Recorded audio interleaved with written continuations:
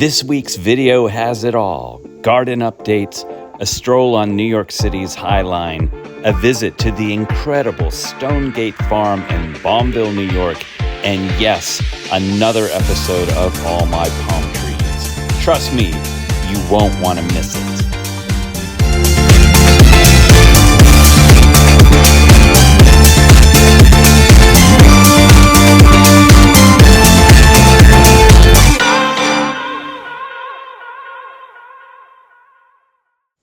Hi everyone, it's Tim. Welcome back to my garden.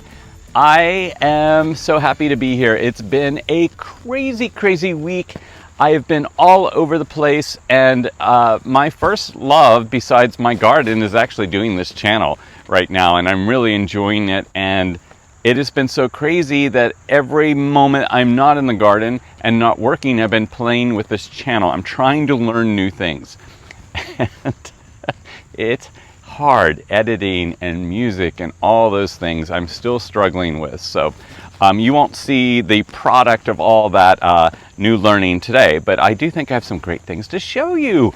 I went to the city, I visited a garden there briefly, and most excited to show you a fantastic garden that is right down the road here. I could walk to it right now. It's that close. I could be there in less than 10 minutes. That's how close it is.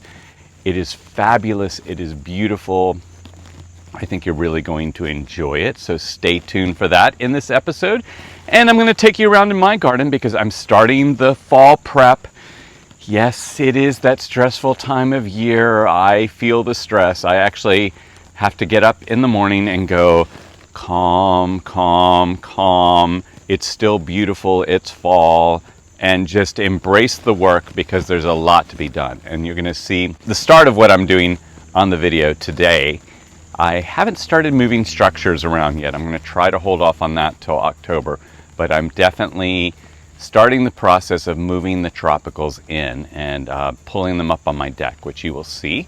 And I hope all of you are doing the same, because if you wait too late, it becomes very stressful. And that's what I'm trying to avoid this year. My pool is still open.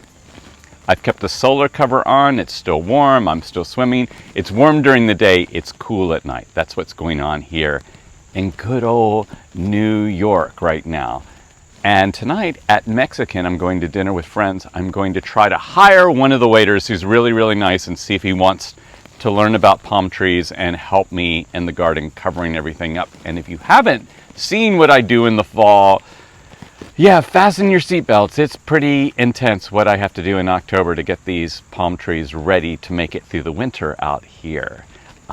But I hope all of you are doing well in your garden and having your Excel reports, which I am using right now. I will try to share it next week, but I've got everything listed out of what I have to do. And when I stare at it, even though I'm checking things off, it is quite scary. It is, yes, scary. Speaking of scary, I did not do a midweek video this week. I just was so busy with everything, and I hope I will next week. But please try to watch today. And at the end, I'm doing my little soap opera skit, which I think is pretty funny. If you have not watched them, you can watch one off. You don't have to watch them in any sequence, but I think today's is really funny, so please watch to the end. Please like and subscribe, and let's get in the garden. It is a beautiful Hudson Valley morning. The trains are very loud. There's a barge out on the river coming past that tree right there. Sunrise is coming up, and I have a lot to do today. But if you watch my Instagram, I post a lot of morning pictures just because that's a perfect time for me to be out here doing some photos before I have to get to work. But yeah, there's always some boat traffic going on out here. Always something new to look at. One of my friends asked me the other day, does the view ever get old? And the view here does never get old, because every day it's like a different painting. It's like a different work of art that you get to look at. But sometimes I get so involved in the garden, I do forget to look up, and then I'll get frustrated with a plant or something, and then I look up and go, oh, wait a second. Take that in for a moment. because there's so much beauty in the Hudson Valley. Today I'm taking the train into New York City for work, and it's such a beautiful train ride along the Hudson River. It is, I couldn't ask for a better ride. And then you get into the city and it's fun, and while I'm in the city, I thought I would show one of the gardens, but here's Grand Central. I love Grand Central. I could spend a whole video just on that. And this is the famous stairway structure in Hudson Yards called the Vessel. It's really kind of interesting looking as I make my way down to Chelsea Piers. And this is a pier out in the Hudson River where they have an ice rink. And one of my students is competing. You can see the judges on the other side, and the water's right on the other side of the glass there. But here is the High Line, which is a garden built on top of the subway tracks. You could definitely spend an entire morning or an afternoon up here. This is the old subway trestles or tracks, and they've planted trees and gardens, and it's just an amazing way to walk through the city, especially a city that is so much concrete unless you're in Central Park. And this is down in Chelsea, walking up towards Hudson Yards. But they've labeled a lot of the plants. It's just a really fun way to be in the city. I highly recommend it if you can. And here I'm having lunch, and I can even see the High Line right outside the doors of where I'm having lunch. But what a great day in the city. Here is a Phoenix daculifera that I grew from edible seed, edible dates, and it is pushing its way out of the pot, as you can see. And so I'm going to, this isn't an ideal thing anyway, but it was ideal at the time when it was a very small plant. So I'm going to get it out of here because I may have to destroy this. And luckily it's a very old pot, and it's not clay, it's plastic or whatever. So not the end of the world if I have to destroy it, but I want to get this palm out of there and get its roots in a better shape. So I'll show you, it kind of grows straight down. And then there's lots of root at the bottom here. Sorry, I'm trying to film with my left hand. So I'm going to do a much bigger pot, which is over here. And then that way it will grow a lot this winter while it's inside, because I want to get this one out in the garden. And now it's in its new pot for the winter. And hopefully it will grow a lot because I want to put it in the ground in the spring. And here is a robusta with the same issue. It's just growing out of the pot. It's pushing up.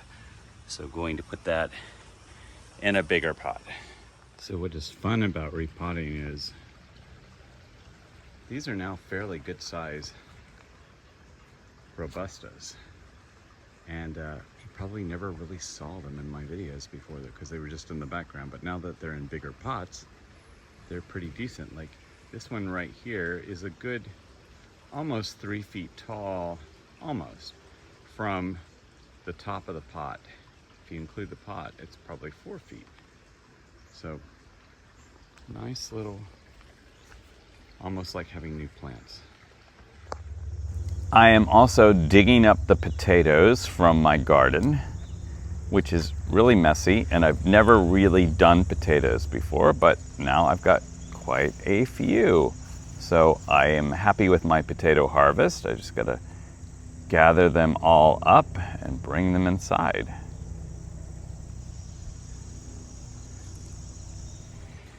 In the summer, the Datura closes up as soon as it hits the hot sun, but because it's cooler now that it's fall, they're actually staying open longer, and they're so beautiful and they smell so good. That is one thing I love about fall, is how well the Datura do. I'm just constantly amazed seeing all of it out here. I get up very early, so I'm always posting videos of the sunrise on Instagram, and I just had to share on YouTube as well. One of my favorite things to do.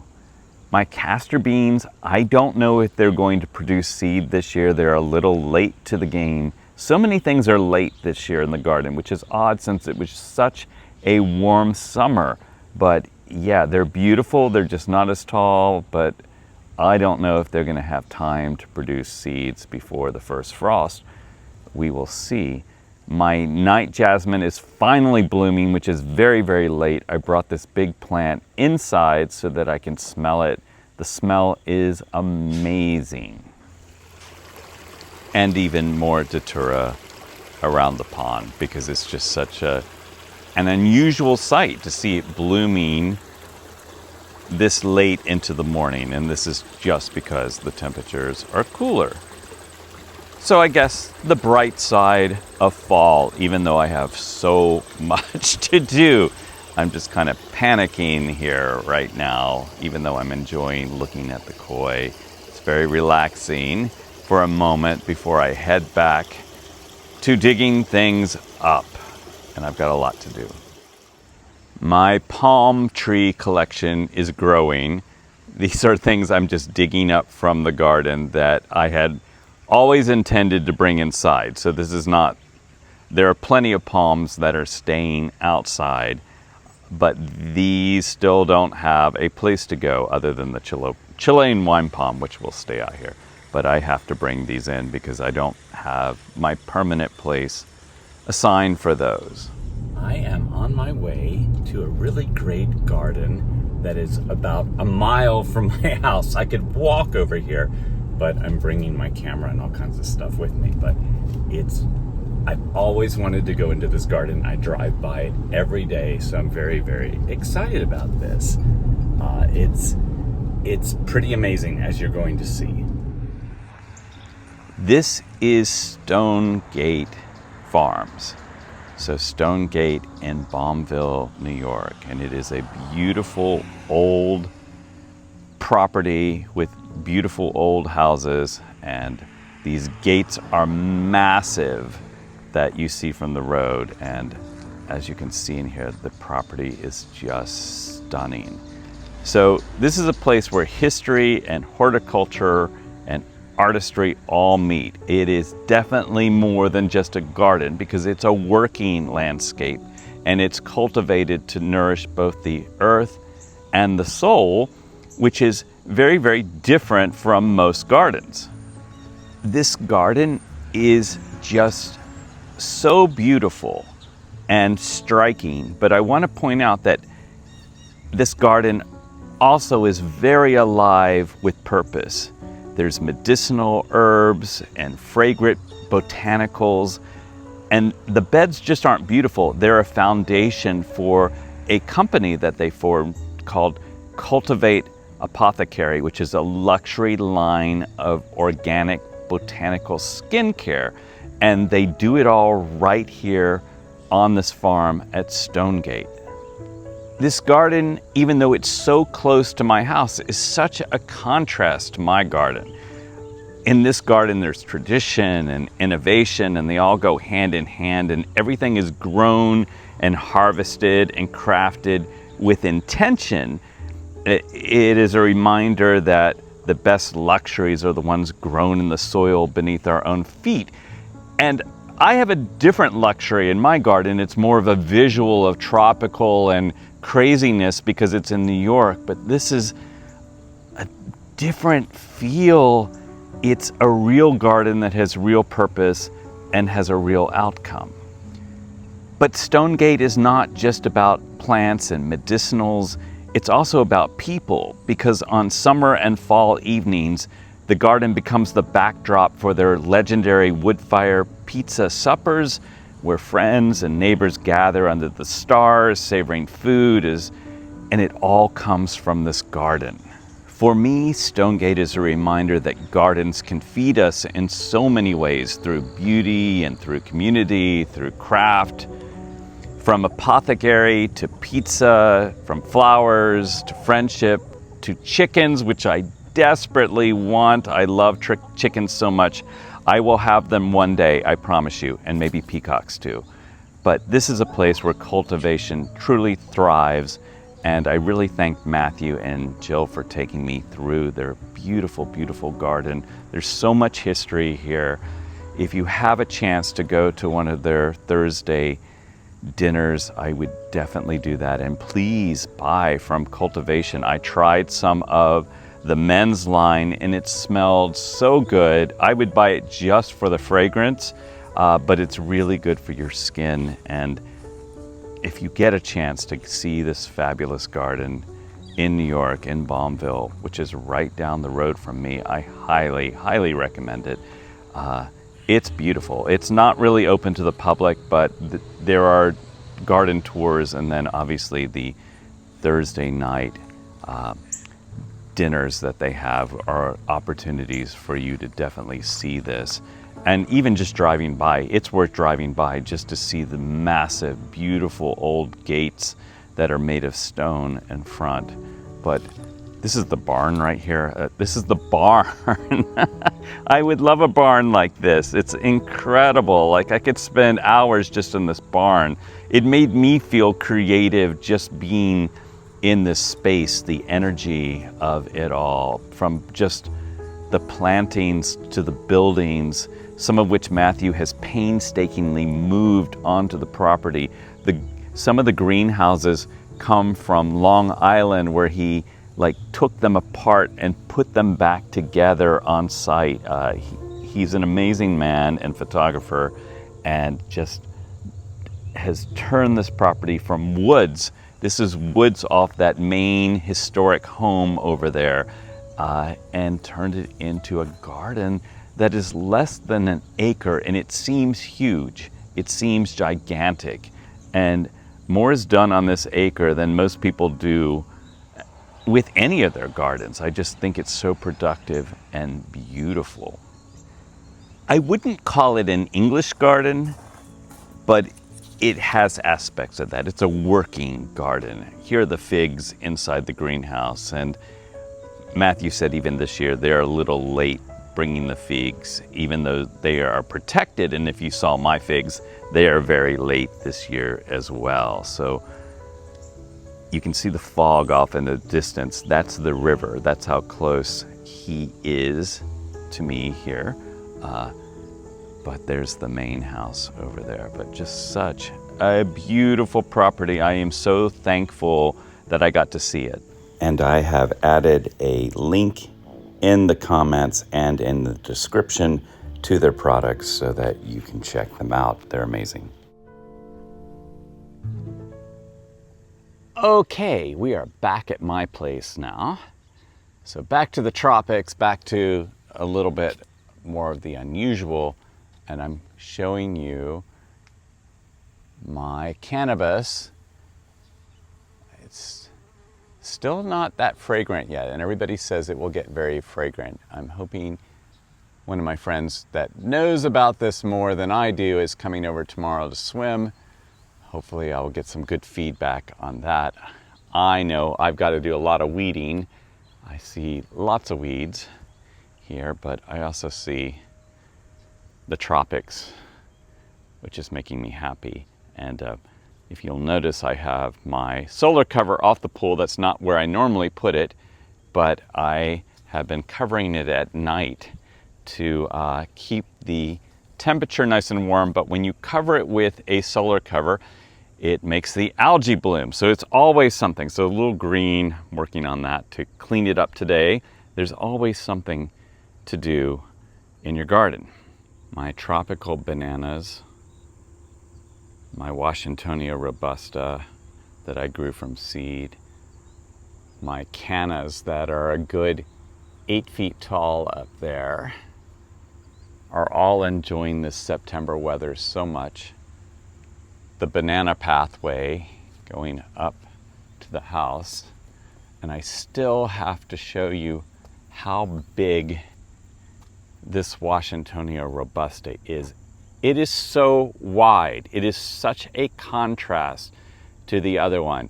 It might even be 10 feet, or I would say maybe even 12 feet from that far frond that's way over there all the way over to the end of this one. It's such a wide robusta, if it's truly a robusta. I tend to think this is the robusta and the other one is a hybrid. I'm not sure. We should go down there and look at that. So in contrast to the robusta before, going around the sunflower, this one is not nearly as wide. It's fairly compact in here, from this end to this end. And this is the taller one of the two. I'm going to pull back some of the fronds here. And you can see this nice, big, gigantic new growth coming up in there. And this towers over, it's so much taller than me.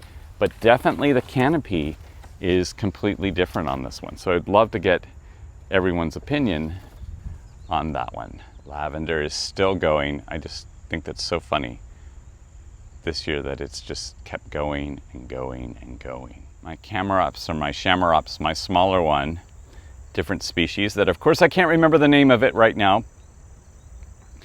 is getting much, much bigger. And my Chinese fan palm has definitely grown this year. And then up above it, gigantic Musa bastiu. I did trim up the Roebellini a little bit. It was looking a little like scraggly. Sorry about sounds outside there. It's a truck going by. But it, I think, is looking really sharp. It is such a pretty palm.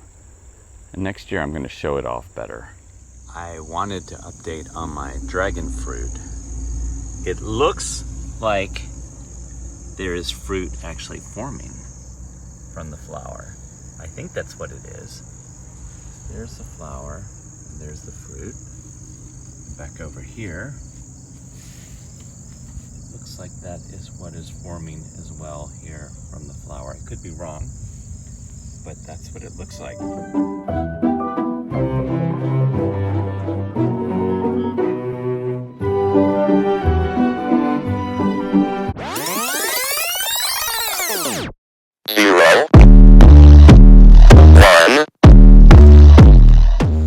He's conquered Ibiza. He's dazzled on the red carpet. He's been featured on the covers of the world's top magazines. But behind the fame of international social media star Tim lies a secret double life. Tonight, in a rare sit-down interview, we go inside the man behind the martini glass.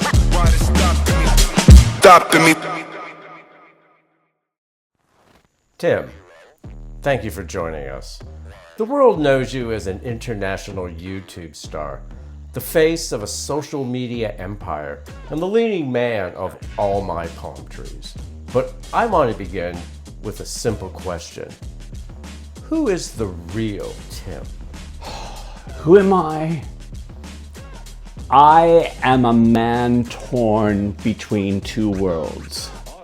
One moment, I'm in Ibiza. The next, I am explaining pawpaw fruit.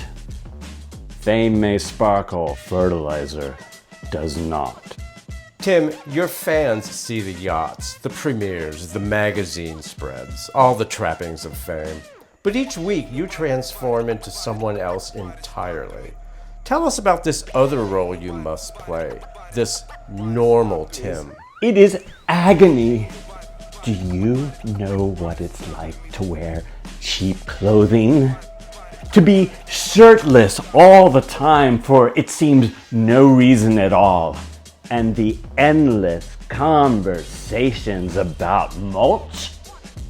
I have to pretend I care about fertilizer ratios. Ratios! How do you do it? How do you play ordinary when the real you is so extraordinary? I don't. I survive it. Normal Tim smiles, but international social media star Tim screams. You've been nominated time and again for YouTube Celebrity of the Year, and yet the award has never been yours. You've been compared to Susan Lucci, who famously lost the Emmy 18 times before her first and only win. How does it feel to carry that weight? Don't say it. Don't you dare say it.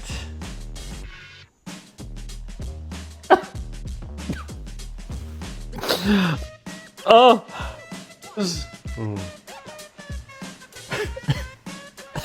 I have been nominated more times than Susan Lucci, but no, I have to return week after week and just smile for my fans and be normal.